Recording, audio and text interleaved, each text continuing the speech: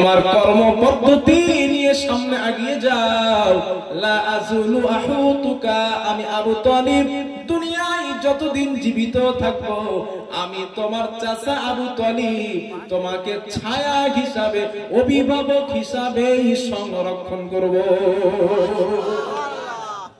নবীজি একটা guide support পেয়ে গেছে। আবু তালিব কিন্তু কাফের। কাফের না আবু তালিব? বিশ্বাস আছে তো সবার? আবু তালিব কিন্তু কাফের। মুসলিম শরীফ ওলামায়ে কেরাম এখানে আছেন, আপনারা ভাই দেখে নিতে পারেন। মুসলিম শরীফ কিতাবুল ঈমান অধ্যায়ে হাদিস আসছে, আবু তালিব যখন মারা যাচ্ছে নবীজি মাথার কাছে বসেছে, বসে বলছেন, চাচা কুল কা ইলাহা ইল্লাল্লাহ কালিমাতান আশহাদ লাকা বিহা ইনদাল্লাহ। চাচা মরে তো যাচ্ছেন, কলেমাটা পড়ে মরেন। হাদিসে এইভাবে আসছে কালিমাতান মাররাতান ওয়াহিদাতান। নবীজি বললেন, চাচা একবার কলেমা পড়েন, একটা বার, একবার কালেমা পড়ে মারা যান, আমি মুহাম্মদ কিয়ামতের দিন আপনার ঈমানের পক্ষে আল্লাহর আদালতে সাক্ষী দেব। আবু তালিব কি বলছিল জানেন? ওয়াকানা আখিরু মা কাল্লামাহুম হুয়া আ'লা মিল্লাতি আব্দুল মুত্তালিব। ও ভাতিজা মুহাম্মদ, আমি তোমার কালেমা নিলাম না, আমি আমার আব্বা আব্দুল মুত্তালিবের ধর্মের উপরেই আছি। এইটা বলে আবু তালিব মারা গেছে। নবীজি বলেন, আমার চাচা জাহান্নামে যাবে। তার শাস্তি কেমন হবে?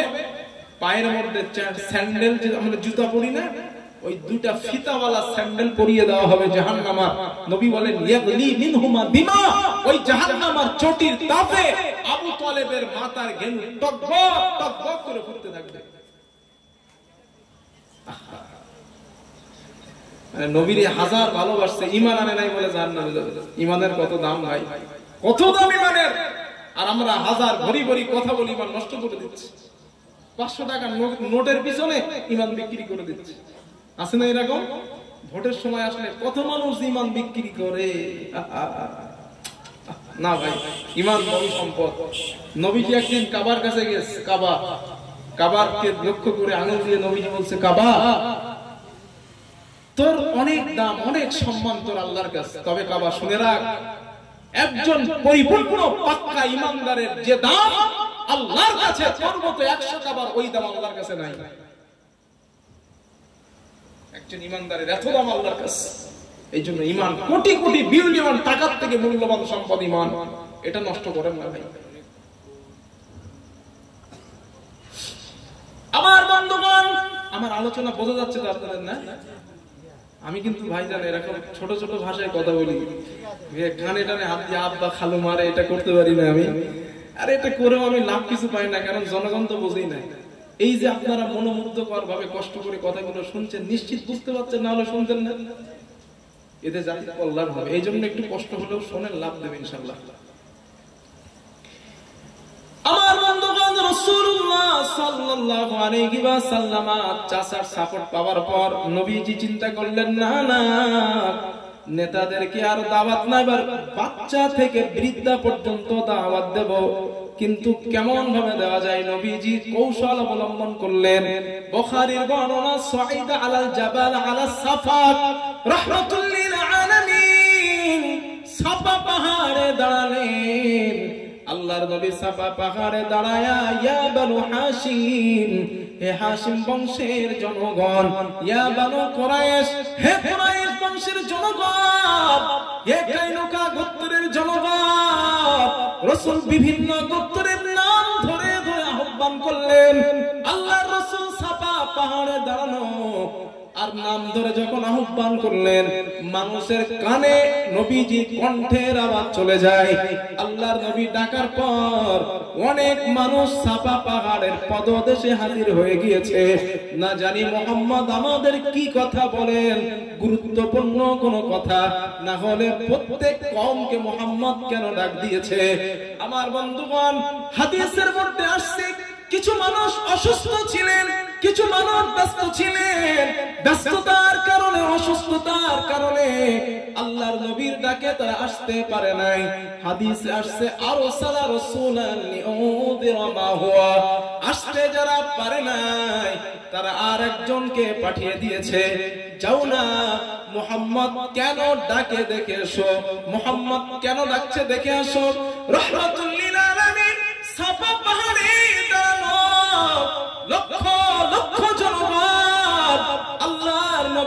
সামনে দাঁড়ানো। আল্লাহর নবী জনগণকে লক্ষ্য করে বললেন, এই কথাটা একটু ভালো করে শোনেন। আল্লাহর নবী জনগণকে লক্ষ্য করে বললেন, লাউ আরাইতাকুম আন্না খাইলান বিল ওয়াদি, আমি মুহাম্মদ যদি তোমাদেরকে বলি এই পাহাড়ের পিছনে একদল ঘোড়সওয়ারি অপেক্ষা করছে, তুরিদু আন তুদির আলাইকুম, যারা তোমাদের উপরে অতর্কিত হামলা চালাবে, অকুনতুম মুসাদ্দিকিয়া, তোমরা আমি মুহাম্মাদের এই কথাটা কি বিশ্বাস করবে? কথাটা বুঝে আসছে? আরেকবার বলি, ধরে নেন এটা ওহদ পাহাড় না সাফা পাহাড়। এখন এই সাফা পাহাড়ে নবীজি দাঁড়ানো, জনগণ সামনে নবীজি বললেন, আচ্ছা আমি মুহাম্মদ যদি বলি এই পাহাড়ের পিছনে একদল ঘোড়সওয়ারি, তাদের হাতে অস্ত্র শস্ত্র আছে, আচমকা যে কোনো মুহূর্তে তোমাদের উপরে হামলা করতে পারে, এই কথাটা কি তোমরা বিশ্বাস করবে? নবীজি ওদের জিজ্ঞাসা করেছে, উত্তরটা কি দিল তারা দেখেন। আগে একটু সুবহানাল্লাহ বলেন। আল্লাহর নবী যখন জিজ্ঞাসা করলেন আমি মুহাম্মদের এই কথাটাকে তোমরা বিশ্বাস করবা, জনগণ এক বাক্যে জবাব দিয়ে বলে, মুহাম্মদ ক্বালু নাম, হ্যাঁ আমরা বিশ্বাস করব। আল্লাহর নবী বলেন, কেন বিশ্বাস করবা? ওই কাফেরেরা জবাব দিল, মুহাম্মদ মা জাররাতনা আলাইকা ইল্লা সিদকা, মুহাম্মদ আমরা তোমাকে কখনো মিথ্যা বলতে শুনি নাই। ওই কাফেররা বলছে, আল্লাহর নবী বলেন, সত্যি আমি মিথ্যা বলি না, বলে প্রশ্ন আসে না। রাসূল দেখলেন দিস ইজ দ্য মোমেন্ট, এটাই তো সুযোগ। আল্লাহর নবী বললেন, যেহেতু আমি তোমাদের কাছে সত্যবাদী একজন মানুষ, আমার সব কথা তোমরা বিশ্বাস করো, তাহলে এই কথাটা বিশ্বাস করে নাও। ফাইন্নামা আনা নাযীরুন লাকুম বাইনা ইয়াদাই আযাবিন শাদীদ, আমি মুহাম্মদ তোমাদের জন্য আল্লাহর পক্ষ থেকে রাসূল, আমি মুহাম্মদ তোমাদের জন্য সতর্ককারী হিসাবে প্রেরিত হয়েছি। আমি জাহান্নামের ভয় দেখানোর জন্য আমি মুহাম্মদ দুনিয়াতে আসছি। তোমরা আমাকে নবী বলে মেনে নাও, আল্লাহকে রব বলে মেনে নাও, আমাকে রাসূল বলে মেনে নাও। আল্লাহর নবী যখন এই কথাটা বললেন, ওই আবু লাহাব বাবা দাঁড়ায় যায়, দাঁড়িয়ে বলে, মুহাম্মদ তাব্বাল্লাকা সাইরুল ইয়াউমা লিহাদা জামাতানা ওয়া ফি রিওয়ায়াত ওয়া লিহাদা দাউতানা ইয়া মুহাম্মদ, হে মুহাম্মদ এই কথা বলার জন্যই কি আমাদেরকে ডাক দিয়েছো? মুহাম্মদ তুমি ধ্বংস হয়ে যাও, তোমার দিনটা ধ্বংস হয়ে যাক। জোরে বলেন নাউযুবিল্লাহ। আল্লাহ জিবরাইলের ডাক দিল, কারণ নবীর মনটা খারাপ হয়ে গেছে, ধ্বংস কামনা করছে। আল্লাহ ডাক দিলেন, ইয়া জিবরিল ইযহাব ইলা মুহাম্মদ, জিবরিল আমার নবীর কাছে যাও, আবু লাহাবের হাতে ওর ধ্বংসের লেটারটা ধরা দাও। সুবহানাল্লাহ বলবেন না? আবু লাহাবের হাতে ধ্বংসের লেটারটা ধরা দাও। আল্লাহ সূরা লাহাব নাযিল করলেন। মুখস্থ আছে না আপনাদের? তাব্বাত ইয়াদা আবি লাহাব মুখস্থ আছে না? এটা আমার সাথে একটু পড়েন আপনারা। আল্লাহ তাআলা বলেন, তাব্বাত ইয়াদা আবি লাহাব ওয়া তাব মা আগনা আনহু মালুহু ওয়া মা কাসাব সায়াসলা নারান যাতা লাহাব ওয়া ইমরাআতুহু হাম্মালাতাল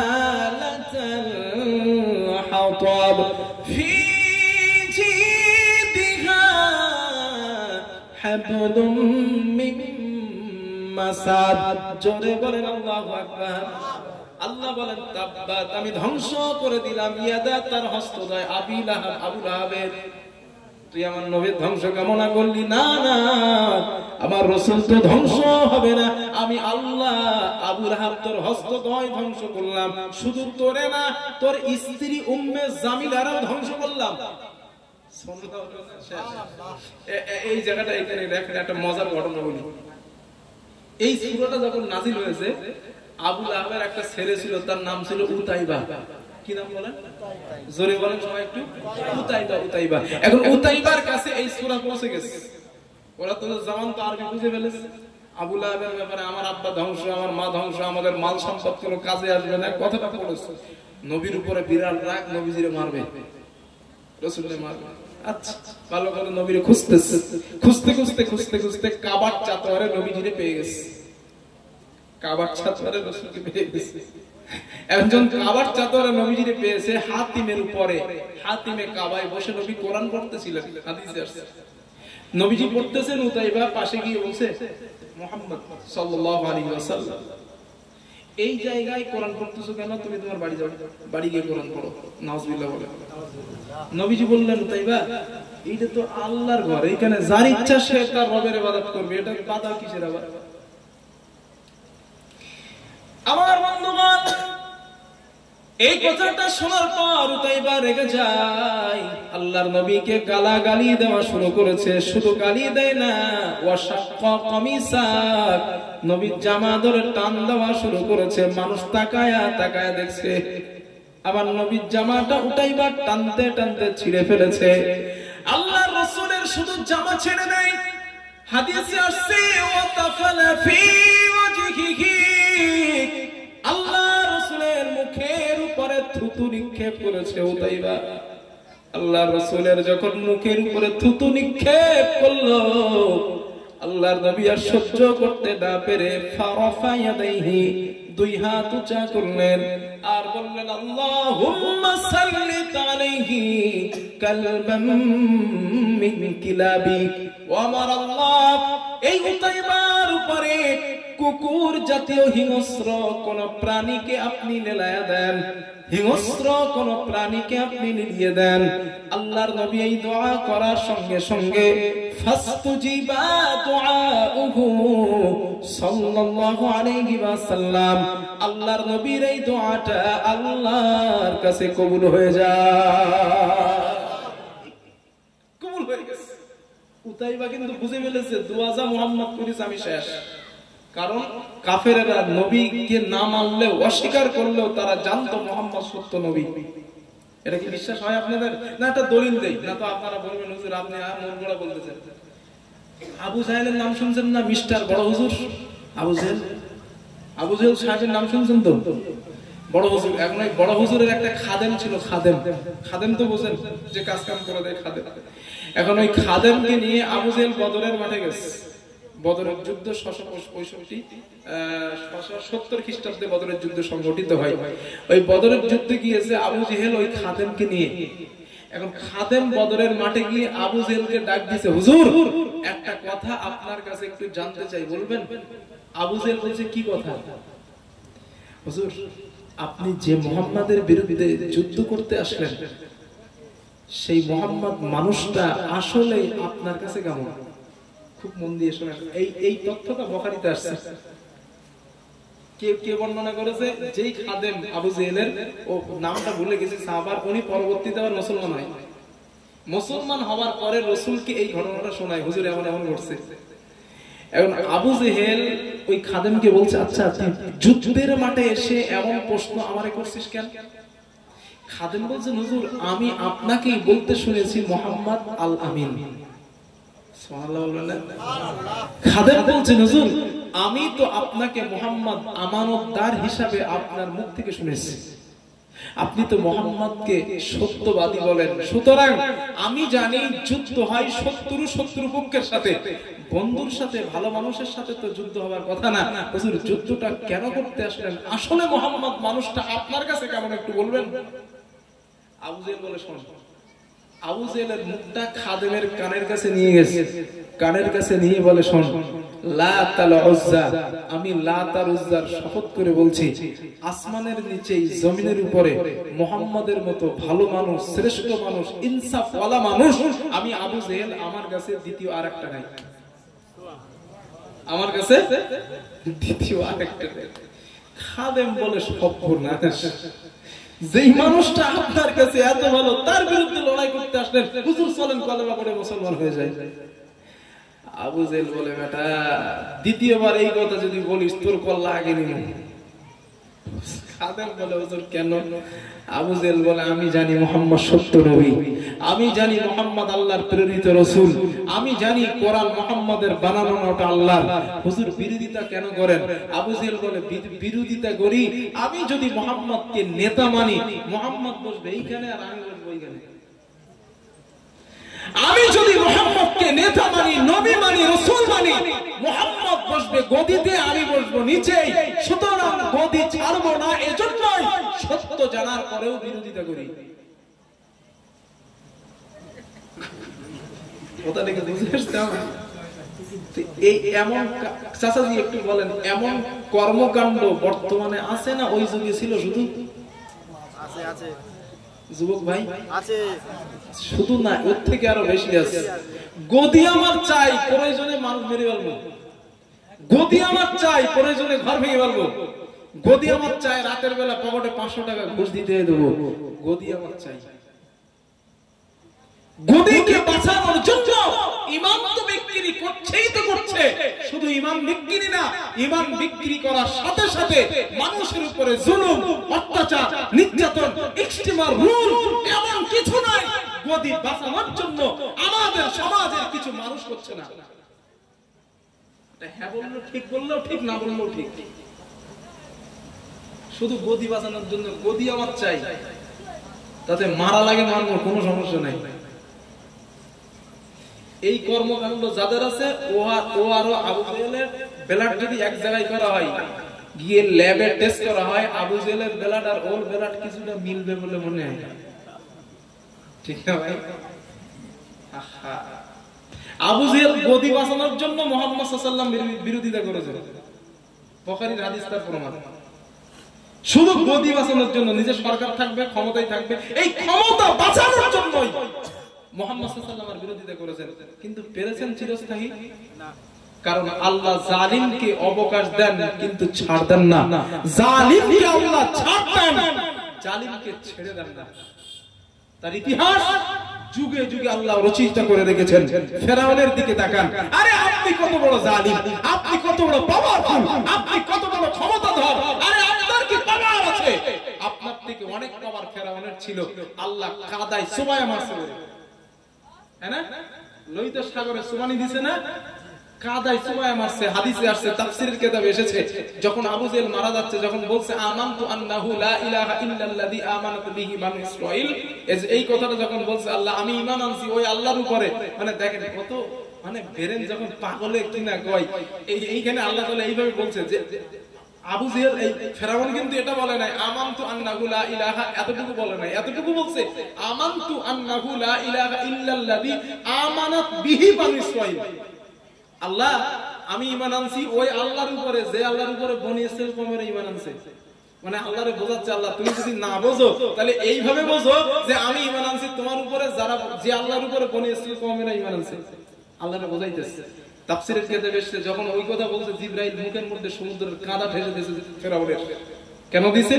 মুফাসসিররা লিখেছেন আল্লাহ তাআলা এত দয়াশীল, এত ক্ষমাশীল, এত পরওয়ারদিগার আলাম আল্লাহ, যদি ফেরাউনের আল্লাহ বলা এই ডাকের আওয়াজে আল্লাহ তাআলার রহমতের দরিয়ায় জোশ লেগে যায়, যেন আল্লাহ বলে ডাকতে না পারে, তাই জিবরাইল কাদা দিয়েছিল মুখের মধ্যে। আল্লাহ এত পাওয়ারফুল সুমাইয়া মারছে।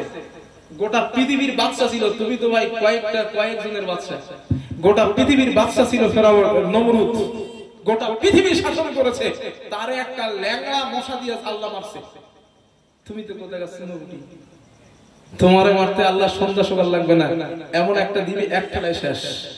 সুতরাং জুলুম করো না, জালিম হও না। ওই কি ইতিহাস দেখো, ব্যাকগ্রাউন্ড দেখো, যারা এই পৃথিবীতে জালিম জুলুম করেছে, মানুষের উপরে অত্যাচার করেছে, মানুষের উপরে নির্মম জুলুম করেছে, মেরেছে, কেটেছে, ফাসাদ সৃষ্টি করেছে, রক্তপাত করেছে, আল্লাহ কিছু দিনের জন্য ছাড় দিয়েছেন, অনন্তকালের জন্য রব তাদের ছেড়ে দেয় নাই। শিক্ষা দান তাদের দেখে, যা কুল সিরু ফিল আরদ সুম্মানজুর কাইফা কানা আকিবাতুল মুকাদ্দিমিন। যা পৃথিবীটা ঘুরে ঘুরে দেখেন, যারা আল্লাহর সাথে, দ্বীনের সাথে, ইসলামের সাথে শত্রুতা করেছে, জুলুম করেছে, জালিম হয়েছে, আল্লাহ তাদের সাথে কি ব্যবহার করেছে দেখে আসেন। যা মিশরের কায়রো জাদুঘরে ফালইয়াউমা নুনাজ্জিকা বিবাদানিক, তো শরীর বাঁচায় রাখবো। কেন রাখবো জানিস? তোর মতো মাল যারা দুনিয়াতে আসবে তোরে দেখি যেন শিক্ষা নেই। কথা কিছু মাথায় যাচ্ছে আমার ভাই? জালিমকে আল্লাহ ছেড়ে দেন না, ছাড় দেন কিছুদিনের জন্য। জুলুম করবি করে একটু করে নে, তবে এমন ধরা ধরবো ইন্না বাদশা রব্বিকা লা শাদীদ, এমন মহা পাকড়াও দেব, এক পাকড়াওয়ে ঢোক গেলা সময় পাবি না। আমার আল্লাহ পারে না? কথা বলেন, আল্লাহ পারে না? এত আস্তে বলতেছেন কেন? জোরে বলেন যুবক, আল্লাহ পারে না? ইন্নাল্লাহা আলা কুল্লি শাইইন কাদির, Allah has power over all things, সব বিষয়ে ক্ষমতাধর আল্লাহ তাআলা। ওনার ক্ষমতার সঙ্গে কারো ক্ষমতা চলে? এই জন্য জুলুম, জালেম হন না ভাই, জালেম হন না। জালেমদের মহা মুসিবত আছে, দুনিয়াতেও খাবে ওরা, মরার পরে তো ফেরেশতার মুখ দিয়ে স্পেশাল আছে, ওটা স্পেশাল মেহমানদারি মরার পরে। আমার বন্ধুগণ, ওই কাফেরগুলো জানতো মুহাম্মদ সাল্লাল্লাহু আলাইহি ওয়াসাল্লাম আল্লাহর রাসূল, আল্লাহর নবী, এরপরেও বিরোধিতা করত গদির জন্য, গদি রক্ষার জন্য তারা বিরোধিতা করেছে। উতাইবা ওই জায়গায় বুঝতে পেরেছে মুহাম্মদ আমার জন্য যেই দোয়া করেছে আমি শেষ। উতাইবা নবীকে কিছু না বলে বাড়ি চলে গেছে। কয়েকটা দিন চলে যাওয়ার পর ফাকাদ খরাজা উতাইবা ফি নাফারি কুরাইশ, উতাইবা কুরাইশদের কিছু মানুষের সঙ্গে সফরে বার হয়েছে। চলতে চলতে ফানাজালু ফি মাকানিন মিনাশ শাম ইউকালু লাহু আয-যারকা, শামের জারকা নামক একটা এলাকা আছে। ওই জারকা নামক এলাকায় তারা রাত যাপন করার জন্য তাবু তৈরি করেছে, রাতে তারা সেখানে থাকবে। হঠাৎ উতাইবা সামনে তাকিয়ে দেখে ফাতাফা বিহিম আসাদুন তিলকা লাইলা, একটা হিংস্র সিংহ তাদের আশেপাশে ঘোরাফেরা করে। উতাইবা ভেঙে পড়েছে আর সাথীদের বলে, সাথীরা আমি উতাইবা কিন্তু শেষ। সাথীরা বলল, কেন বলছে কথা? উতাইবা বলে, তোমাদের কি মনে নাই যেদিন আমি মক্কায় মুহাম্মদকে গালি দিয়েছিলাম, থুতু দিয়েছিলাম, ওই দিন মুহাম্মদ আমার বিরুদ্ধে আল্লাহর কাছে দোয়া করেছিল, আল্লাহ এই উতাইবার উপরে কুকুর জাতীয় হিংস্র কোন প্রাণীকে নিয়ে দেন। আমি বুঝতে পেরেছি মুহাম্মদ মক্কায় বসে শামের জারকা নামক এলাকায় আমার উপরে তার আল্লাহর সাথে যোগাযোগ করে আমার উপরে সিংহ নিয়ে দিয়েছে। সুতরাং আমার বাঁচার কোন রাস্তা নাই, আমি উতাইবা কিন্তু শেষ। জনগণ বলল, কুরাইশরা বলল, ভয় পেও না, তুমি তাবুর মাঝখানে ঘুমাবা, আমরা চতুর্দিকে ঘুমাবো, সিংহ যেন তোমাকে আঘাত করতে না পারে।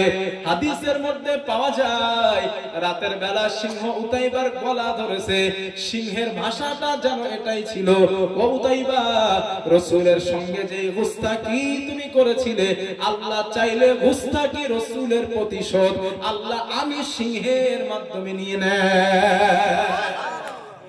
উতাইবা শেষ। সঙ্গে যারা ছিল কুরাইশ, ওদের একটাও কেউ ধরে নাই সিংহ। ওরা চিন্তা করছে সফরে আর যাবো না, যেহেতু নেতার ছেলে, এমপির ছেলে। উতাইবার লাশটা ঘাড়ে করে কাঁধে করে মক্কায় রিটার্ন আসছে। মক্কায় রিটার্ন আসছে আবু লাহাব, ওর বাপ, উতাইবার বাপ আবু লাহাব, ও হাজির, বড় হুজুর আবু জেহেল সব হাজির। ঘটনা কি হলো? কেমনে তোমাদের কারো আঘাত করলো না, আমার ছেলে উতাইবারে ধরলো কেন? সাথীরা বলল, হুজুর উতাইবার কাছ থেকে এই কথা লাস্টে শুনেছিলাম, মুহাম্মাদের বদদুয়ার কারণে নাকি উতাইবাকে সিংহ ধরেছে। আবু জেহেল তো কাজা বান্ধা শুরু করছে, কোনো কথা হবে না, মুহাম্মদকে মারবো। নাউজুবিল্লাহ বলবেন না? আমার বন্ধুগণ, এটা বুখারী মুসলিম দুইটা হাদিস আছে এই তথ্যটা।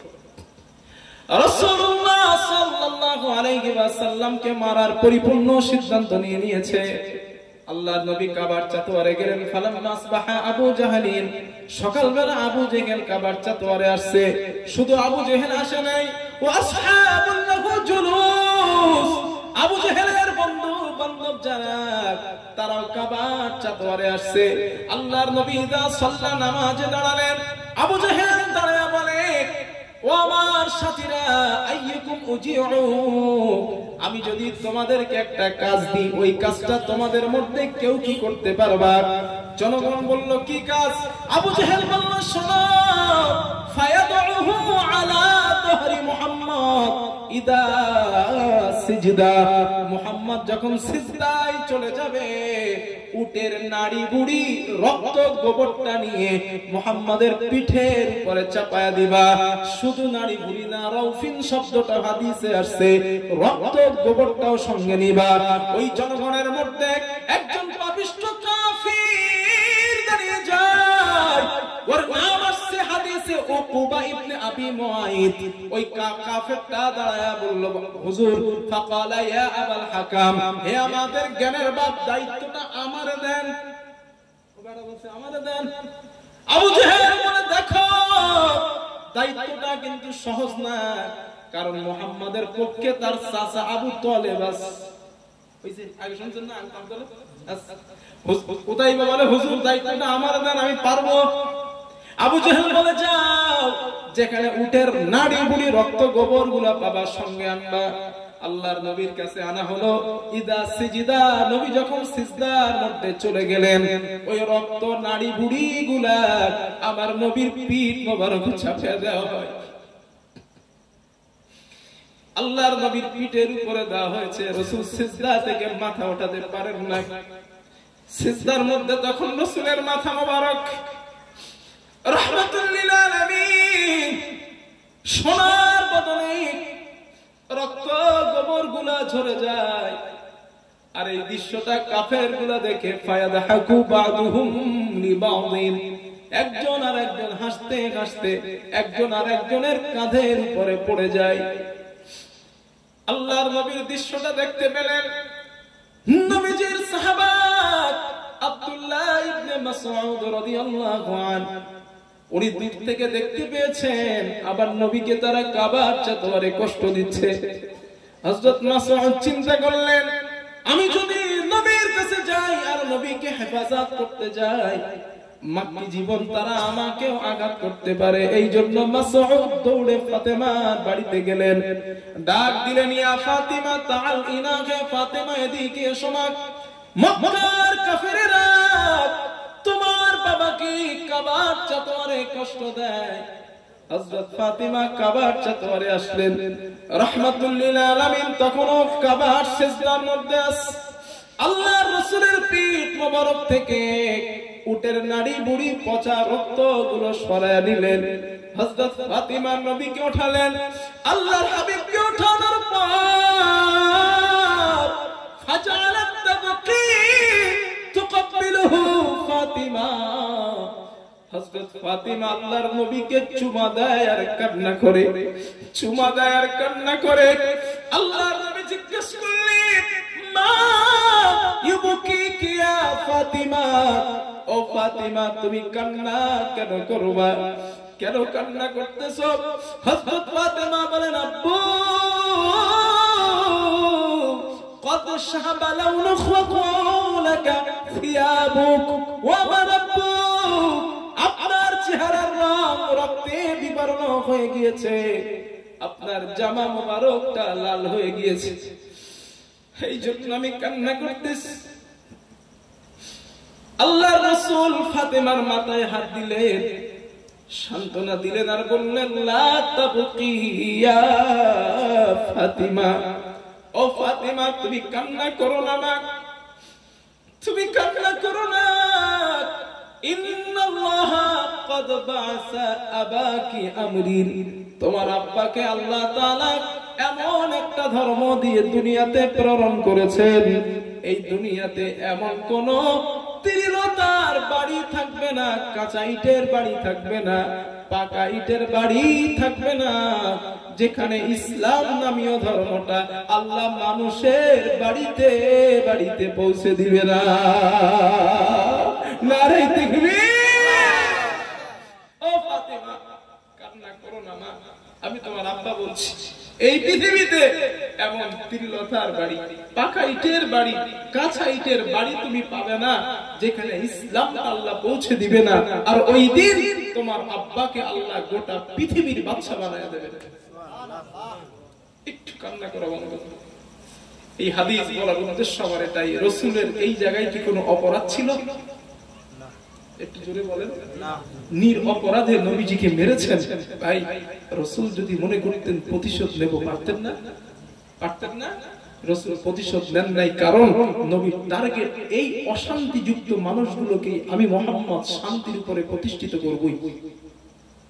এজন্য সফল হওয়ার পিছনে 4 নাম্বার কারণ, যদি সফলতার ধাপে, সফলতার রাস্তায় আপনাকে কেউ আঘাত করে, একটা আঘাত সহ্য করবেন, আগামী পদক্ষেপ আপনার জন্য সফল হওয়া 100% শিওর।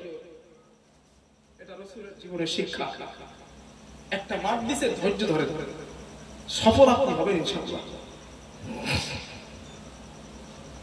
রাসূলের উপরে নির্যাতন, হাদিস নাম্বার 2। আমার বন্ধুগণ, বাইনা রাসূলিল্লাহ সাল্লাল্লাহু আলাইহি ওয়াসাল্লাম ইউসাল্লি বিফিনাইল কাবা, আল্লাহর নবী কাবার চাতোয়ারে আর একটা দিন আসছেন। রাসূল আসার পর, রাহমাতুল লিল আসার পর, ওই উকবা ইবনে আবি মুআইত নামীয় কাফেরটা আবার আসছে রাসূলের কাছে। আসে হাদিস আসছে 2টা বর্ণনা, তার গায়ে থাকার চাদর অথবা তার হাতে থাকা রশি পেঁচালেন, পেঁচানোর পর নবীজির গলার মাঝে আটকে দিলেন। আল্লাহ রাসূলের গলা মোবারককে পেঁচিয়ে দিয়েছে। রাসূল নিঃশ্বাস নিতে পারেন না, নবীজির নিঃশ্বাস বন্ধ হয়ে যায়, চক্ষুগুলো যেন বার হয়ে যায়। আল্লাহর নবী দৃশ্যটা দেখতে পেলেন। রাসূলের বন্ধু হযরত আবু বকর সিদ্দিক রাদিয়াল্লাহু তাআলা আনহু, হযরত আবু বকর দৌড়ে আসলেন, উকবাকে ধাক্কা দিয়া জমিনের উপরে ফেলে দিলেন। এক ধাক্কায় উকবা জমিনের উপরে পড়ে গিয়েছে। উকবা যখন পড়ে যায়, আবু বকর উকবারে লক্ষ্য করছে, উকবা আতাকতুলুনা রাজুলান আইয়াকুলা রাব্বি আল্লাহ ওয়া ক্বাদ জাআতুকুম বিল বাইয়িনাতি মির রাব্বিকুম। উকবা, একটা মানুষকে এই কারণে কি তোমরা হত্যা করবা যেই মানুষটা বলেন আল্লাহ আমার রব। ও জনগণ, আল্লাহ তোমাদের রব আর আমি মুহাম্মদ তোমাদের কাছে আল্লাহর পক্ষ থেকে সত্য নিদর্শন কিতাব নিয়ে আসছি, এই কথা বলার কারণে কি মানুষটাকে তোমরা হত্যা করবা? উতাইবা চিন্তা করেছে কথা তো সত্যই, মুহাম্মদ আমাদের কথা ছাড়া কোনো কথা বলে না, আল্লাহ আমার রব। জনগণ, আল্লাহ তোমাদের রব, আমার কাছে আসমান থেকে কিতাব দেওয়া হয়েছে, এই কথা ছাড়া তো আমার নবী তথা মুহাম্মদ সাল্লাল্লাহু আলাইহি ওয়াসাল্লাম দ্বিতীয় আর কোনো কথা বলে না। উতাইবা চিন্তা করে ওখান ওই উকবা চলে যাচ্ছে। প্রশ্ন আমার এই জায়গায়, আল্লাহর নবী যদি মনে করতেন উতাইবাকে কি মারতে পারতেন না? জোরে বলেন একটু। পারতেন না? শুধু পারতেন তাই না, উতাইবা তো ওখানে একা। আর রাসূলুল্লাহ কয়জন? 2 জন। শুধু 2 জন না, হাদিসে আছে নবীজি বলেন আমার এক একটা কবজির মধ্যে আল্লাহ 40 জন পুরুষের পাওয়ার দিয়েছে। সুবহানাল্লাহ। একটা 40 জন হয়, 2টা 40, 2টা কবজিতে 80 জন। যদি 80 জন পাওয়ারওয়ালা চড় নবী যদি একটা দেন, ওখানেই তো ইন্না লিল্লাহ। ঠিক আছে, কিন্তু রাসূল মানলেন না। কেন? নবীর টার্গেট এই অবুঝ মানুষকে একদিন আমি মুহাম্মদ বুঝ দেব। সুবহানাল্লাহ বলবেন না? এই জন্য যুবক মেজাজকে কন্ট্রোল করতে হবে, মেজাজ রাগ নিয়ন্ত্রণ করতে হবে যদি সফল হতে চাও। বিজনেস, লেখাপড়া, কাজ কাম, এভরিথিং এ টু জেড, যে কোনো জায়গায় যদি সফল হতে চাও, 1 নাম্বার মেজাজ কন্ট্রোল। এটা আমার আলোচনার এই 2 ঘন্টা আলোচনার সারমর্ম একটাই, মেজাজ কন্ট্রোল। এই মেজাজ যদি কন্ট্রোল করেন, আপনার বাকি কাজ দেখবেন সব সহজ হয়ে যাবে। আপনি একটু ট্রাই করে দেখেন, সংসারে যখন অশান্তি হবে, স্বামী স্ত্রী ঝামেলা লেগেছে, স্ত্রীর সঙ্গে ঝগড়া করবেন না, মেজাজটা ঠান্ডা করে ঘর থেকে বার হয়ে যাবে। যদি স্ত্রীর দোষ থাকে সীমিত পরিমাণ, আপনি তার সঙ্গে ঝগড়া করলেন না, সে আপনারে কম বেশি বলেছে, আপনি কথা না বলে চলে গেলেন, দুপুর বেলা বাড়ি আসলেন না, সন্ধ্যা বেলা বাড়ি ফিরলেন না, স্ত্রী চিন্তা করবে ইস স্বামীটারে কেন বকা দিয়েছে আমি। ও নিজের কাছে নিজের ভুলটা বুঝতে পারবে। আপনারা একটু পরীক্ষা করে দেখেন আমার কথা। 100% আপনি কিচ্ছু বললেন না, ও আপনার একটু বকা দিয়েছে, আপনি বকা শুনে বাড়ি গেছেন। স্ত্রী আপনার কাছে ফোন করতে বাধ্য, আমি ক্ষমা প্রার্থনা করছি, আমারে মাফ করেন, আর জীবনে ঝগড়া করব না। আপনি বাড়ি আসেন। আর আমরা কি করি? পুরো উল্টোটাই। স্ত্রী যদি একটা বলে আমরা 10টা শোনাই দিই। শান্তি আসবে কেমনে ভাই?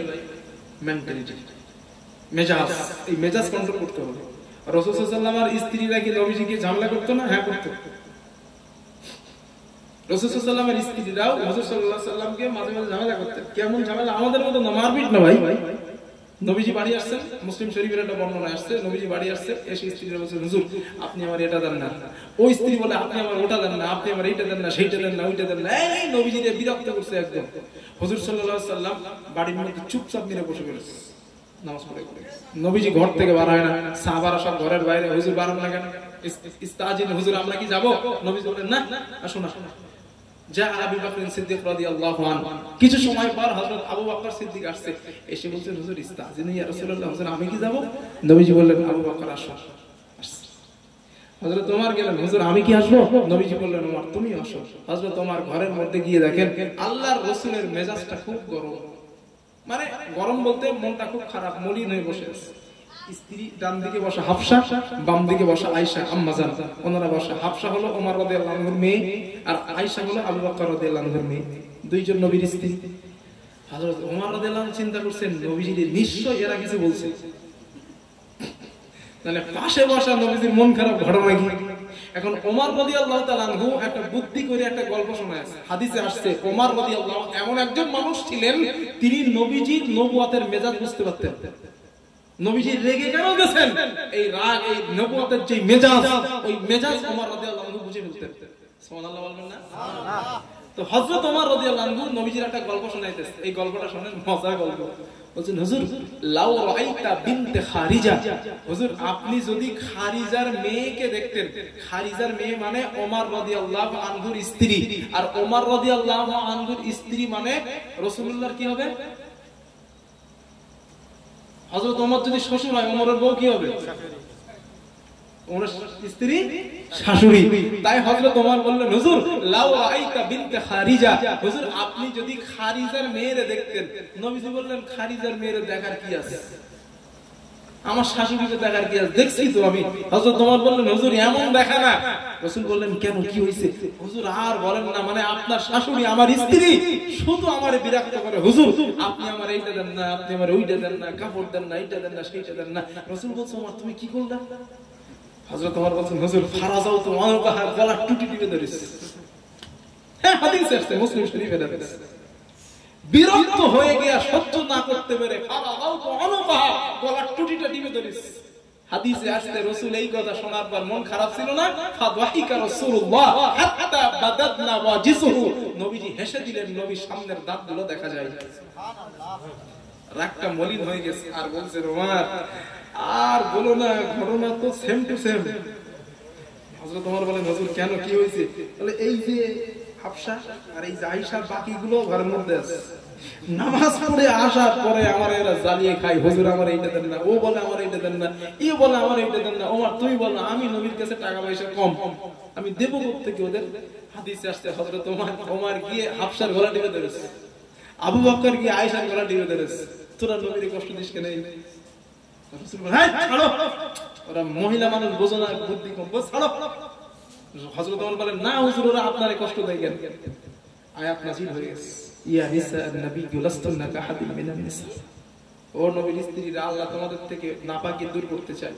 তোমরা কি চাও দুনিয়া? আল্লাহ দিয়ে দেবেন। তোমরা যদি পরকাল আল্লাহ রাসূলকে চাও, দুনিয়ায় কষ্ট করো। নবীজি আহলে বাইত তথা স্ত্রীদেরকে ডাকলেন আর বললেন ও আমার স্ত্রীরা, আল্লাহ বলেছেন যদি দুনিয়া চাও আল্লাহ দিয়ে দেবেন, আর যদি পরকাল তথা আল্লাহ আর রাসূলকে চাও দুনিয়াতে কষ্ট করতে হবে। তোমরা কোনটা নেবা? আমাদের ঘরে সগীনার মধ্যে তো নবীর স্ত্রীরা বেরেন্টাল না, এদের তো মানে শাড়ি কাপড় গয়না টয়না দিলে ব্যাস, আর কিছু লাগবে না। আপনার মতো ভালো স্বামী দুনিয়ায় নাই। আর যদি না দিতে পারেন, খুজির মাজার অ্যাকশন দেবে। কত জ্ঞানী তারা ছিলেন, কত জ্ঞানী! এক বাক্যে দাঁড়িয়ে বললেন হুজুর আমরা দুনিয়ার বুকে লাথি মারলাম, দুনিয়ার কোন সম্পদ সুখ আমরা চাই না, আমরা আল্লাহ আর আল্লাহর রাসূলকে নিজেদের জীবনে বেছে নিলাম। কথা বুঝে আসছে? নবীজির সংসারেও অশান্তি হয়েছে, সুতরাং ওরা বেকারের তৈরি, একটু অশান্তি হবেই। তবে যদি সবর ইখতিয়ার করেন, সবর করেন, এই নবীজি শিক্ষা, যদি সবর করেন আপনার স্ত্রীরা নিজেদের ভুলটা নিজেরা বুঝতে পারবে। করবো ইনশাআল্লাহ আমরা। কেটা কেটা করবো একটা হাত তোলেন তো দেখি। একজন, আল্লাহ কবুল করেন আপনাদের, বলেন আমিন, বলেন আমিন। একবার একটু দরুদ শরীফ পড়েন দিন। আল্লাহুম্মা সাল্লি আলা সাইয়্যিদিনা মাওলানা মুহাম্মদ ওয়া আলি সাইয়্যিদিনা মাওলানা মুহাম্মদ। একটু জোরে বলেন, ঘুম এসে গেছে সব, একটু জোরে বলেন না। আল্লাহুম্মা সাল্লি আলা সাইয়্যিদিনা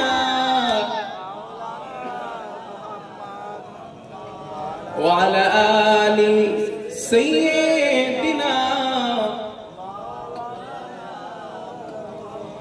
কে বুঝিবে এ দুঃখ আমার, ওগো মাবুদ তুমি ছাড়া।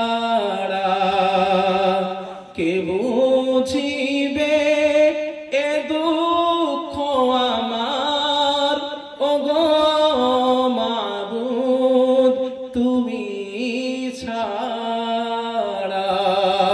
কাকে শোনাই ব্যথা বিরহের, ওগো মাবুদ তুমি ছাড়া। কে বুঝিবে এ দুঃখ আমার, ওগো মাবুদ তুমি ছাড়া। কেটে যায়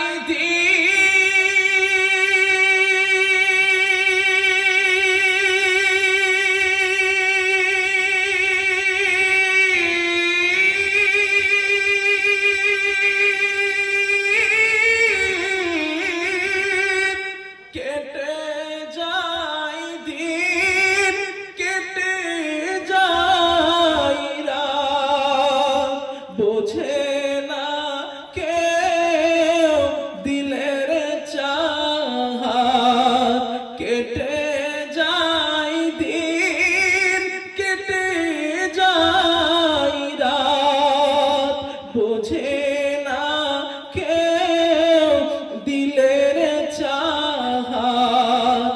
আপন করে কাছে টেনে, আপন করে কাছে টেনে মেটাও জ্বালা গোপিয়ারা। কে বুঝিবে এ দুঃখ আমার, ওগো মাবুদ তুমি ছাড়া। কাকে শোনাই ব্যথা বিরহের, ওগো মাবুদ তুমি ছাড়া। আল্লাহুম্মা সাল্লি আলা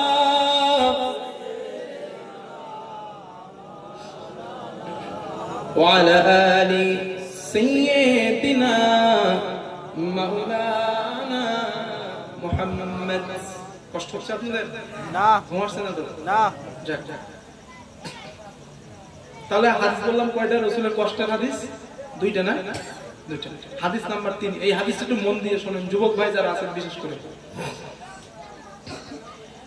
আমার বন্ধুগণ, রাসূলের স্ত্রী ছিল কয়জন এটা আগে একটু বলেন। নবীজির স্ত্রী 9 জন স্ত্রী, 2 জন দাসী, টোটাল 11। তো 11 জন স্ত্রী রাসূল সাল্লাল্লাহু আলাইহি ওয়াসাল্লাম স্ত্রীদের কাছে পালা করে থাকতেন। পালা মানে আজকে রাত আজকে রাতের কাছে, কালো রাতের কাছে কালো, এইভাবে থাকতেন। ওই দিন রাত্রে আম্মা জান আয়েশা রাদিয়াল্লাহু আনহার কাছে নবীজি থাকার বেলা খুব মারাত্মক একটা হাদিস শুনেন। আমার বন্ধুগণ, রাসূলুল্লাহ সাল্লাল্লাহু আলাইহি ওয়াসাল্লাম রাতের বেলা এশার নামাজ পড়ে আম্মা জান আয়েশা রাদিয়াল্লাহু আনহার ঘরের মধ্যে প্রবেশ করলেন, হুজরার মধ্যে আসছেন। নবীজির শরীরের জামা খুললেন। আম্মা জান আয়েশা নবীজির চেহারার মধ্যে কিছু কিছু কালো বসন্ত হওয়ার মতো দাগ দেখতে পেলেন। যেমন বসন্ত হলে কালো কালো দাগ দেখা যায়, এমন দাগ নবীজির শরীরে কিছু জায়গায় দেখতে পেলেন। হযরত আয়েশা প্রশ্ন করলেন, ইয়া রাসূলুল্লাহ, ছোটবেলায় কি আপনার বসন্ত হয়েছিল? আল্লাহ নবী বলেন, আয়েশা কেন জিজ্ঞাসা করেছো? আম্মা জান আয়েশা বলেন, ইয়া রাসূলুল্লাহ, হুজুর আমি আপনার শরীরে বসন্ত হওয়ার মতো কালো কালো দাগ কিছু অংশে দেখতে পেলাম। আল্লাহর নবী বলেন, আয়েশা আমি রাসূল, আমার জীবনে কখনো বসন্ত হয় নাই। আল্লাহর নবী বলেন, আয়েশা বসন্ত হয় নাই, এই কালো দাগগুলো বসন্তের না, এই দাগগুলো আমার জীবনের কষ্টের দাগ। আয়েশা বলেন, হুজুর বুঝলাম না। আল্লাহর নবী বলেন, আয়েশা সে ঘটনা অনেক লম্বা, হুজুর আমার একটু শোনান। নবীজি বলেন, আয়েশা রে, আমার সাহাবা যায়েদ পালক পুত্র যায়েদ, আমি নবী যখন মক্কার মানুষের কাছে দাওয়াত দিলাম, মক্কার মানুষগুলো আমার দাওয়াত নিল না, আমি নবীজিরে কষ্ট দিল, আঘাত করলো। আমি রাসূল আমার মনের মধ্যে আশা জাগলো, তায়েফের মানুষদেরকে যদি দাওয়াত দিতে পারি, হতে পারে তারা আমি রাসূল আমার দাওয়াতটা মেনে নিবে। ও আয়েশা, আমি আমার সাহাবা যায়েদকে সঙ্গে নিলাম, আর যায়েদকে বললাম চলো তায়েফের জমিনে যাব। নবীজি বলেন, আয়েশা রে, আমি রাসূল মরুভূমির রাস্তা পাড়ি দিয়ে পাহাড় অতিক্রম করে আমি নবী যখন তায়েফের গিরিপথে পৌঁছে গেলাম, তায়েফের যুবক, ছোট্ট ছোট্ট যুবক পাহাড়ের উপরে দাঁড়ানো, ওই পাহাড়ের উপর থেকে পাথরগুলো নিয়ে আমি নবীর গায়ে মারা শুরু করে দেয়। শুধু আমারে মারে না, বুতিরা ইয়া মুহাম্মদ বলে গালি দেয়, বুতিরা মুহাম্মদ বলে গালি দেয়, বাবা হারা সন্তান হারা মুহাম্মদ বলে গালি দিল, আমাকে এতিম মুহাম্মদ বলে গালি দেয়, আমাকে তারা ছোট পর্যন্ত নিক্ষেপ করলো। এক পর্যায়ে পাথর মারতে মারতে আমি রাসূলের মাথা মোবারকে তারা পাথর মারলো। ও আয়েশা, ওই মাথা দিয়া পানি রক্ত গুলা গড়িয়ে যায়, ওই পাথরটা মাথায় আঘাত লাগলো। হযরত যায়েদ মাথার পাগড়ি খুলে রাসূলের ক্ষতস্থানটা ঢেকে দেয়, যাতে রক্ত আসাটা বন্ধ হয়ে যায়। আল্লাহর রাসূলের অন্য জায়গায় তারা আঘাত করতে লাগলো, শরীরের জায়গায় ক্ষত বিক্ষত হয়ে যায়।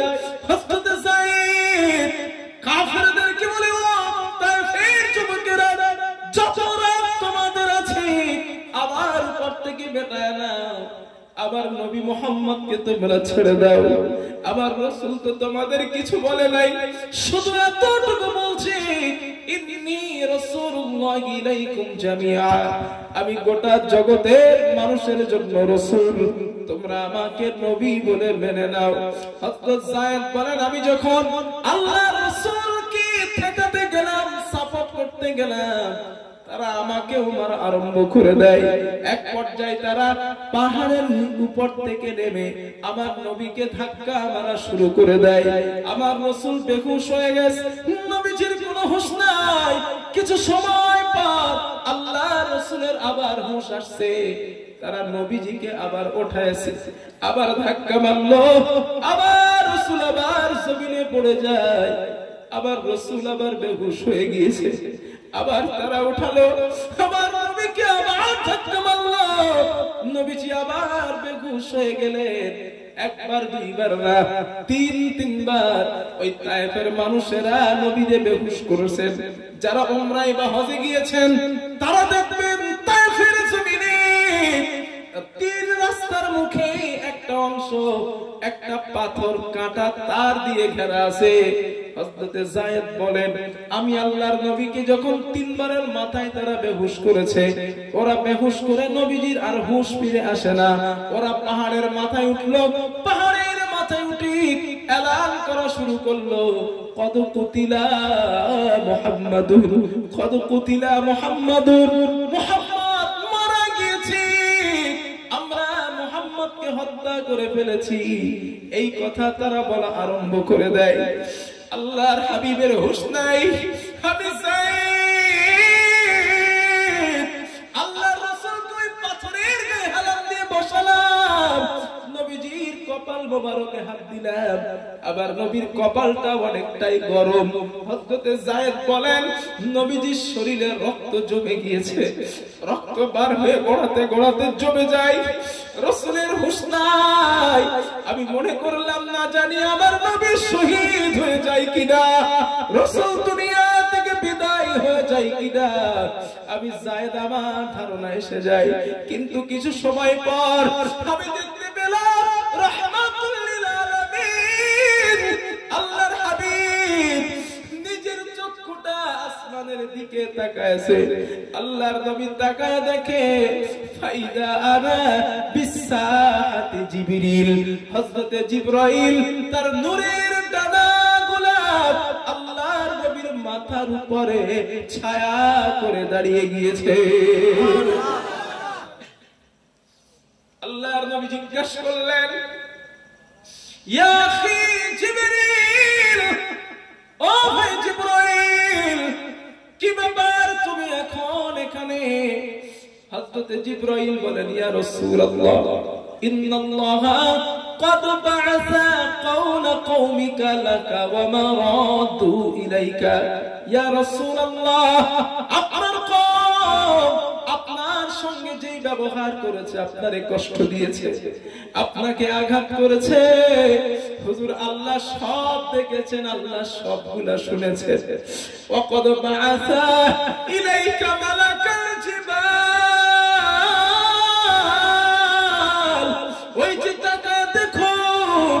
পাহাড়ের ফেরেশতা আল্লাহ আমার সঙ্গে পাঠিয়ে দিয়েছেন, লিতামুরহু বিমা শিতা ফিহিম, আপনি তাদের যে অনুমতি দেবেন, আপনার অনুমতি তারা পালন করতে রাজি।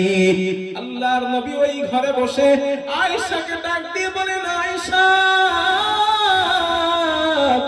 নাদানি মালাকুল জিবাল, পাহাড়ের ফেরেশতারা আমাকে ডাক দিয়েছে আর বলেছে, ইয়া মুহাম্মদ সাল্লাল্লাহু আলাইহি, তারা আমাকে সালাম জানিয়েছে। আমি তাদের সালামের জবাব দিলাম। আমাকে তারা বলল, হুজুর আপনি আমাদের অর্ডার করেন, আল্লাহ আমাদেরকে বলেছেন আমার হাবিব যে অর্ডার করবে ওই অর্ডার তোমরা মেনে নিবা, পালন করবা। আল্লাহর নবী জিজ্ঞাসা করলেন, কি অর্ডার তোমরা চাও? পাহাড়ের ফেরেশতারা বলেন, ইয়া রাসূলুল্লাহ, যে পাহাড়ে তারা আপনাকে আঘাত করেছে, আপনাকে মেরেছে, হুজুর আপনি আমাদের অনুমতি দিন, ওই পাহাড়টা উঁচা করে তাদের ঘাড়ের উপরে চাপিয়ে তাদের ধ্বংস করে দেই। আল্লাহর নবী জবাব দিলেন, লা বাল আরজু আইয়ুখরিজাল্লাহু মিন আসলাবিহিম মান ইয়াবুদুল্লাহা ওয়াহদাহু লা ইশরিকু বিহি শাইআ। আল্লাহর নবী জবাব দিলেন, না না না, আমি নবী তোমাদের অনুমতি দিব না, কারণ আমি নবী আমার বিশ্বাস, যারা আজ আমাকে আঘাত করলো, আমি নবীকে যারা মারলো, এদের ঔরস থেকে যে সন্তান দুনিয়াতে আসবে, ওরা একদিন ইসলামের কলেমা পড়ে মুসলমান হয়ে যাবে। রাসূল রক্তমাখা হাত আসমানের দিকে বাড়িয়ে দিলেন, রে মালিক, আমার কম বুঝে নাই আমি তোমার নবী, কম বুঝতে পারে নাই আমি তোমার হাবিব।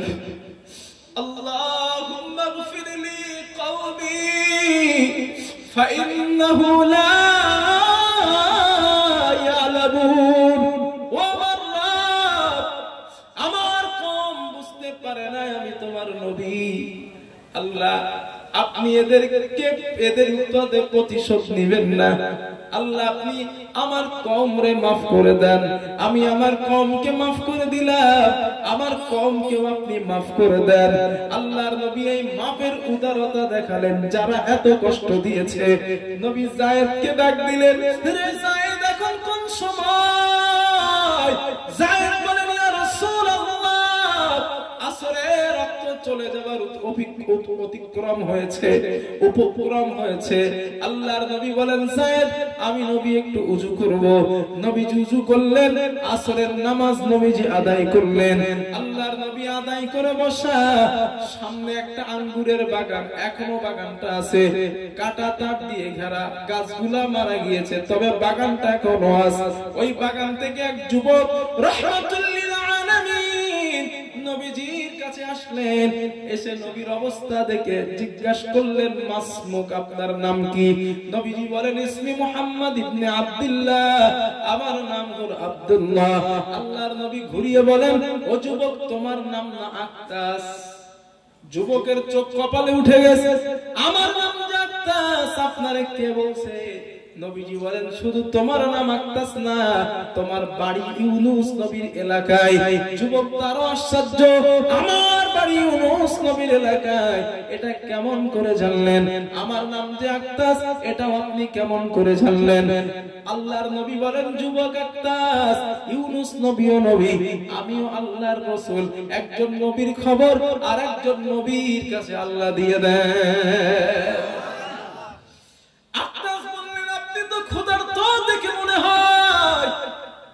রাসূল 3 দিনের ক্ষুধার্ত ছিলেন ওই জায়গায়। আক্তাস বলেন, একটু ওয়েট করুন, ওই যে আঙ্গুর বাগান, ওটা আমারই বাগান। আক্তাস কিছু আঙ্গুর পারলেন, কাপড়ের নিংড়ায়া রস বার করলেন, একটা পাত্রে পেয়ালায় 1 পেয়ালা আঙ্গুরের রস আল্লাহর নবীর হাতে দিলেন। নবীজি পান করলেন। আল্লাহর নবী পান করলেন, শরীরের মধ্যে একটু তৃপ্তি পেলেন। নবী তৃপ্তি পেয়ে আফসোস করলেন আর বললেন, ওই জাতির কল্যাণ কেমন ভাবে আসে যে জাতি তার রাসূলকে মেরে রক্ত ঝরায়া দেয়? কেমন করে কল্যাণ আসে? তারপরেও নবীজি বলেন, আল্লাহ না, না, অন্য নবীর উম্মতকে যেমন ধ্বংস করে দিয়েছে, আবার উম্মতগুলোরে ধ্বংস করে দিয়েন না। আমার উম্মতকে আপনি ধ্বংস করে দেবেন না, কারণ আমি বড্ড ভালোবাসি এদের। ও যুবক, আজ তুমি যে বেঈমান নাস্তিকদের অনুসরণ করছো, রাসূলের আদর্শ নীতি তোমার ভালো লাগে না, ওই নবী তোমারে যে এত ভালোবাসে তুমি নিজেও কল্পনা করতে পারো না। একটা দৃষ্টান্ত শোনো, এই যেমন তুমি আর আমি বসা, তুমি রাস্তায়, আমি এইখানে বসা, এই যে একটা মাহফিল, রাসূলুল্লাহ সাল্লাল্লাহু আলাইহি ওয়াসাল্লাম কোন একদিন এরকম মাহফিলের মধ্যে বক্তৃতা দিচ্ছেন। একজন যুবক রাস্তায় মাহফিলের শেষের অংশে, মাহফিলে বসার জায়গা না পেয়ে শেষের অংশে মাটি বালুর উপরে দাঁড়ায় আছে। আল্লাহর নবীর গায়ে যে চাদর মোবারকটা থাকতো, ওই যুবককে দেখলেন। আল্লাহর নবী দেখেন যুবকটা দাঁড়ায় আছে, আল্লাহর নবী গায়ের চাদরটা খুলে দিলেন। চাদরটা খুলে দিয়ে যুবকের দিকে আঘাত করলেন, যুবকের দিকে ছুড়ে দিলেন আর বললেন, যুবক রে, তোমার তো বসার কোনো জায়গা নাই, আমি নবী চাদরটা তোমারে দিয়ে দিলাম, এই চাদরটা বিছায় আমার চাদরের উপরে তুমি বসে যাও। যুবকটা চাদরটা বুকে জড়াই চুমা খায় আর বলে, আকরামানি কামা আকরামাল্লাহ কামা আকরামতানি ইয়া রাসূলুল্লাহ। ও নবী, আপনি আমার ইজ্জত সম্মান যেমন বাড়িয়ে দিয়েছে, আমি আল্লাহরে বলি, আল্লাহ আপনার ইজ্জত আরো বাড়ায়া দে।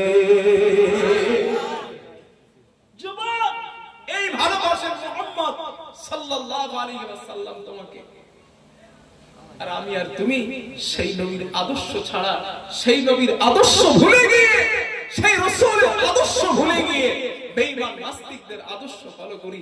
যুবক ফিরে এসো ভাই, অনুরোধ তোমাদের কাছে আমার। জানি না কখনো দেখা হবে কিনা, জানি না, তবে যাওয়ার আগে এই কথাটা বলি, রাসূলের আদর্শের দিকে ফিরে এসো। চায়ের দোকানে সময় নষ্ট না করে, বাড়িতে হাবিজাবি ফোনের মধ্যে সময় নষ্ট না করে তুমি বাংলা পড়তে পারো, বাংলায় রাসূলের একটা পৃষ্ঠা একটা পাতা, একটা পেজ একটুখানি চোখটা বলাও, 2 মিনিটে আমার নবী ব্যক্তি হিসাবে কেমন ছিলেন, আমার রাসূল নেতা হিসাবে কেমন ছিলেন, আমার রাসূল আদর্শবান বাবা হিসাবে কেমন ছিলেন, আমার রাসূল আদর্শবান নানা হিসাবে কেমন ছিলেন, আমার রাসূল আদর্শবান ভাই হিসাবে কেমন ছিলেন, একটু পড়াশোনা করো যুবক। আমি তোমার পা দুটো ধরে বলছি ভাই, তোমার জীবন, তোমার লাইফস্টাইল বদলে যেতে 100% বাধ্য ইনশাআল্লাহ। একটু পড়ো ভাই, এটা অনুরোধ তোমাদের কাছে আমার, এটা অনুরোধ ভাই, পড়বেন ইনশাআল্লাহ। আমি বাকি বিল্লাহ আজ বলে যাচ্ছি, কথাগুলো ভুলে যাবেন, হয়তো কিছু সময় মনে থাকবে, পরে ভুলে যাবেন, তবে বইয়ের পাতা আপনাকে ভুলতে দেবে না। ভুলে গেছেন, আবার আপনি পড়তে পারবেন। পড়ে এলেম অর্জন করা এক জিনিস, শুনে এলেম অর্জন করা আরেক জিনিস। পড়ে যেমন এলেম অর্জন গভীর হয়, শুনে এত এলেম অর্জন গভীরতা পায় না। এইজন্য অনুরোধ আপনাদের কাছে, মাদ্রাসার ছাত্র ভাই যারা আছেন, ভাই রাসূলের জীবনের উপরে ভালো করে স্টাডি করেন, ভালো করে পড়েন, জনসাধারণকে বোঝান, জনগণকে বোঝান, জাতিকে বোঝান আসলে মুহাম্মদ সাল্লাল্লাহু আলাইহি ওয়াসাল্লাম মানুষটা কেমন। আজ তার চরিত্রের উপরে কথা বলছে বেঈমান, তার আখলাকের উপরে কথা বলছে, তাদের যোগ্য জবাব দেওয়ার জন্য এই তথ্যগুলো প্রত্যেকটা মুসলমানের জানা দরকার, ঠিক কি না? ঠিক, জোরে বলেন। যে আমার নবীজির নিয়ে যে গালি দেন, আপনি জানেন তিনি কেমন? এই কথা, এর প্রতিবাদ আমাদের করতে হবে ভাই, যেহেতু আমরা মুসলিম। আর কেন করবেন না, কেন করবেন না? স্বামী বিবেকানন্দের মতো একজন মানুষ, হিন্দু, তিনি তার জীবনীতে, তার রাইটারে তিনি লিখে গেছেন, আমি যদি আব্দুল্লাহর বেটা মুহাম্মাদের জামানায় জন্মগ্রহণ করতাম, আমি স্বামী বিবেকানন্দ আমার শরীরের রক্ত দিয়ে আব্দুল্লাহর বেটা মুহাম্মাদের কদম দুটো, পা দুটো ধুয়ে দিতাম। সুবহানাল্লাহ। তিনি একজন হিন্দু ঘরের সন্তান, তিনি লেখাপড়া করেছেন, মুহাম্মদ সাল্লাল্লাহু আলাইহি ওয়াসাল্লাম সম্পর্কে জেনেছেন তিনি কেমন মানুষ ছিলেন। বেঈমানরা ওই জায়গা খুঁজে পায় নবীজি আত্মরক্ষা করার জন্য কোথায় তরবারি ধরছেন, এটা খুঁজে পাই, কিন্তু রাসূল মার খেয়ে মাফ করে দিয়েছেন, ক্ষমা করে দিয়েছেন, এই কথা তারা খুঁজে পায়। কথা ঠিক না? ঠিক। প্রিয় ভাইরা, আল্লাহওয়ালা মুসলমান ভাইরা, এইজন্য আজ থেকে আমরা সিদ্ধান্ত নেই, এই জলসায় মাহফিল থেকে সিদ্ধান্ত নেই, আমরা যে রাসূল সাল্লাল্লাহু আলাইহি ওয়াসাল্লামের জীবন বা তার আদর্শ, তার চরিত্র, তাকে ফলো করে বাকি জীবনটা আমরা চলবো, বলেন ইনশাআল্লাহ। সবাই বলেন না একটু ইনশাআল্লাহ।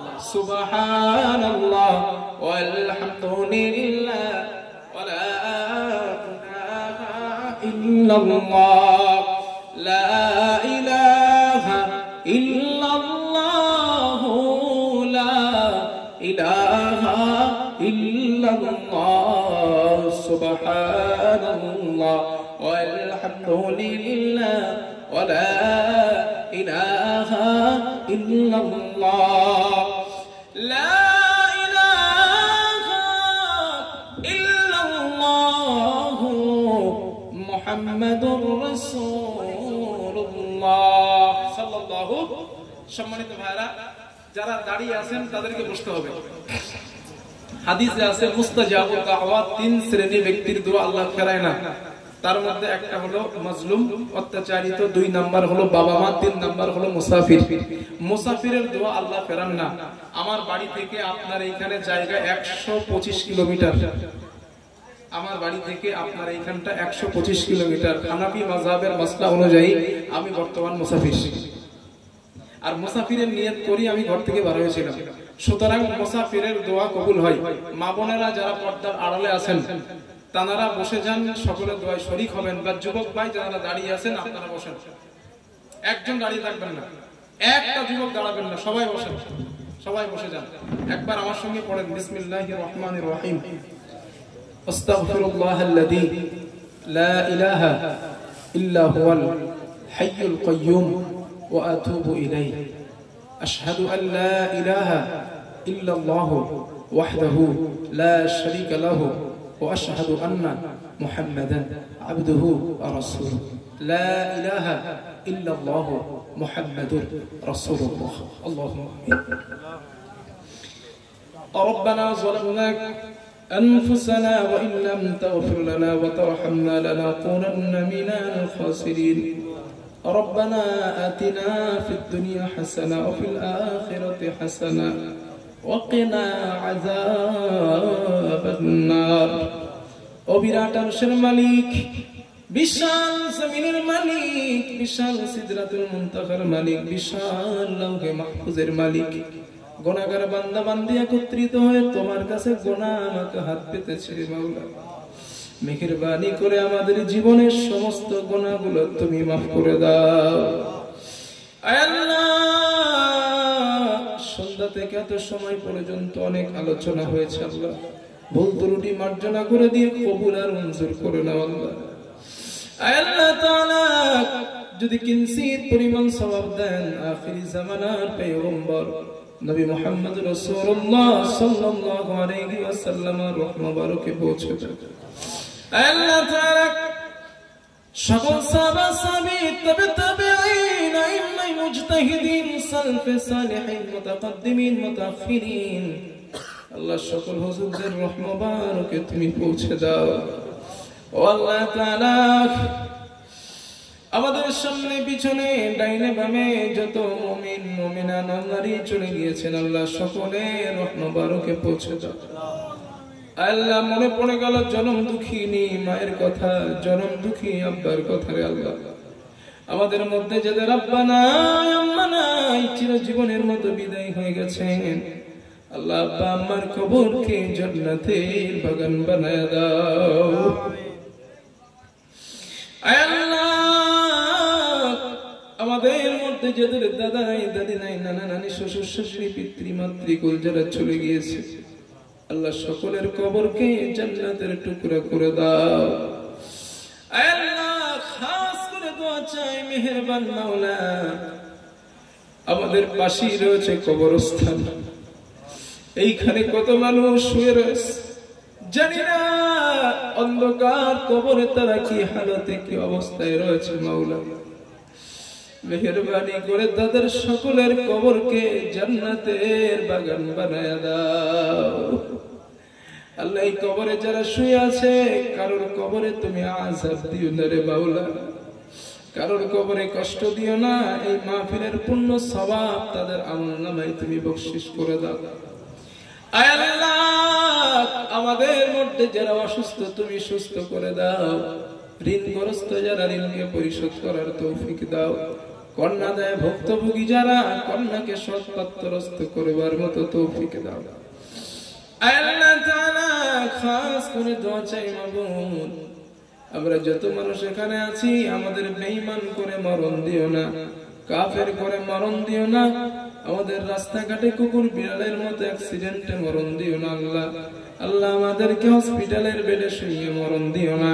রমজান মাসে জুমার দিন অথবা জুমার রাত কায়েম রেখে পাক্কা ঈমানদার মুসলমান অবস্থায় আমাদের সকলের মওতটুকু নসিব করে দিও আল্লাহ। রব্বানা তাকাব্বাল মিন্না ইন্নাকা আনতাস সামিউল আলীম ওয়া তুব আলাইনা ইন্নাকা আনতাত তাওয়াবুর রহিম। سبحان ربك رب العزة عما يصفون وسلام على المرسلين والحمد لله رب العالمين بحق لا إله إلا الله محمد رسول الله. السلام عليكم ورحمة الله وبركاته.